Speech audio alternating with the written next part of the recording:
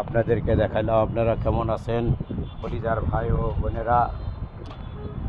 আমি একটু ছাদের থেকে ভিডিও করতেছি, লালমনিরহাট একা একাই ভিডিও করতেছি।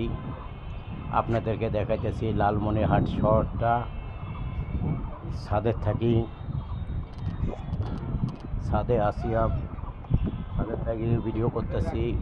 আপনারা সবাই চলে আসবেন লালমনিরহাটে এরকম সুন্দর সুন্দর দৃশ্য দেখার জন্য।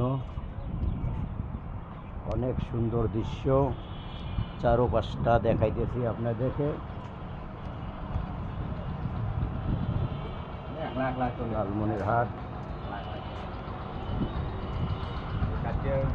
পুরে চারোদিকে দেখাইতেছি।